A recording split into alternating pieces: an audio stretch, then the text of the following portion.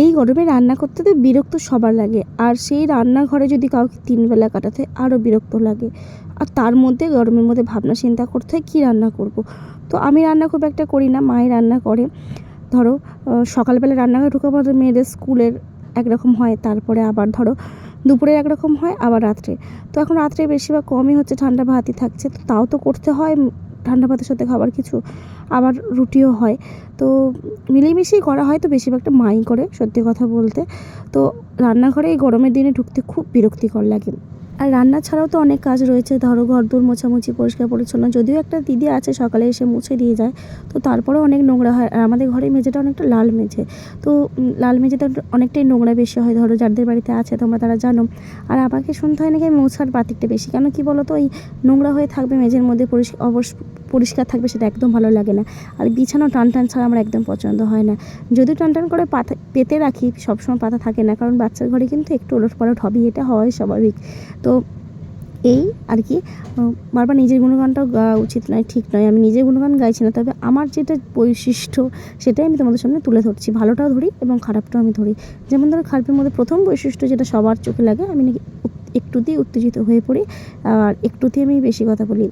কী বলো তো, ধৈর্যটা কেউ দেখতে পায় না, কিন্তু যখনই তুমি বেশি একটু কথা বলে ধৈর্যের সীমাটা অতিক্রম করে, সেটাই সবাই দেখতে পায়। তো চলো, এদিকে তোমাদের সাথে বকবক করতে করতে, গল্প করতে করতে রান্না হওয়ার টাইমটা হয়ে গেছে। প্রথমেই বললাম মা করে রান্না, তো মা এদিকে রান্নাগুলো সব করে নিয়েছে, আর বাকি ছিল মাছটা। তাই আমি এখন মাছটা করছি। মাছটা একটু অন্যরকমভাবে করছি, তো কীরকমভাবে করছি তোমাদের সাথে শেয়ার করি, চলো। মাছটা কিন্তু মা ভেজেই রেখেছিলো, কারণ মেয়েগুলো স্কুলে যাওয়ার সময় খেয়ে গেছিলো ভাজা, তো সেখানে তেল ছিল, সেজন্য মা ভেজে রেখেছিলো। আর এদিকে মশলাটা মিক্সিতেও রেডি করা হয়ে গেছে। এখানে দেওয়া ছিল হচ্ছে সাদা সর্ষে, আর তার সাথে দিয়েছিলো পোস্ত, চারমগজ, সাদা তিল। তো এই হ্যাঁ, তার সাথে ছিল কাজু বাদাম। তো এই করে দিয়ে মশলাটা বেটে নেওয়া হয়েছে।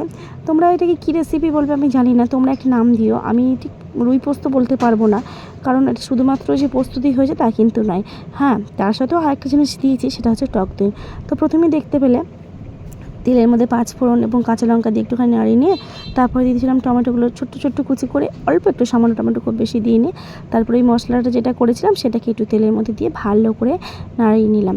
নাড়িয়ে নেওয়ার পর যখন দেখলাম একটু একটু তেল ছেড়ে দিয়েছি, যদিও রান্নার প্রসেস তোমাদেরকে বলতে হবে না, তোমরা অনেকেই সুন্দর সুন্দর রান্নার ভিডিও দেখে অনেকটাই রান্না শিখে গেছো, যারা জানো না। আর যারা জানাতে জানো তাদেরকে শেখানোর মতন কিচ্ছু নেই, বলার মতন কিচ্ছু নেই।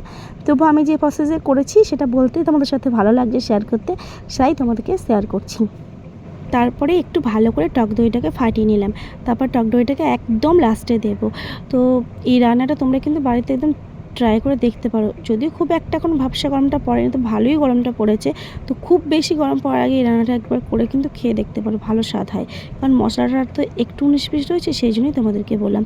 আর ওই একা একা ভিডিও করতে গেলে খুব সমস্যা, জানো তো, তাই দেখো এখানে একটু প্রবলেম হয়ে গেছে, প্লিজ এটা অ্যাডজাস্ট করে নিও। তো মশলাটা ফুটে যাওয়ার পর মাছ কটাকে দিয়ে দিয়েছিলাম। তারপরে মাছটা যখন ভালো করে ফুটে গেল, তারপরে লাস্টে দিয়েছিলাম টক দই।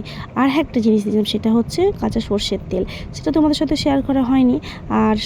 আর যেটা ছাড়া রান্না একদম ইনকমপ্লিট, সেটা হচ্ছে যে নুন। তো নুনও একটু দিয়ে দিয়েছিলাম, আর সামান্য পরিমাণে, অল্প পরিমাণে, একদম অল্প, 4-5টা পরিমাণে। অনেকেই বলবে হাসবে হয়তো যে মাছের মধ্যে চিনি, তো হ্যাঁ গো দিয়েছি, কারণ ওই যে টক দই ছিল, মশলা ছিল, তো সেই কারণে একটু দিয়েছি। আর দেখো এবার রান্নাটা পুরোপুরি কমপ্লিট হয়ে গেছে, কেমন দেখতে লাগছে, খুব সুন্দর না? আর খেতেও সত্যি বলছি খুব সুন্দর হয়েছিল। তো তোমরা এরকমভাবে এই মশলাটা দিয়ে করে একবার ট্রাই করতে পারো রান্না, ভালো লাগবে, আশা করছি তোমাদের ভালো লাগবে। বাবা তো পছন্দই করে না একদম, চালানি রুইটা কিন্তু দেশি রুই নয়, তোমাদেরকে সেটা কিন্তু বলা হয়নি।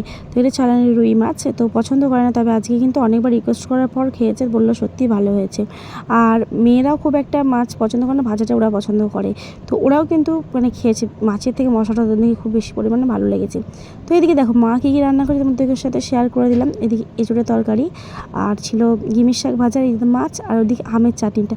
তো আমের চাটনিটা কেন এরকম হয়েছে বলো তো, একটু কষি আম ছিল, আর তারপরে একটু ঘরে গুড় ছিল। তোমরা জানো এটা নিয়ে আবার হাসাহাসি করো না, ওই গুড়টা চাটনির মধ্যে দিয়ে দেওয়া হয়েছে। তো আজকে আসি, টাটা।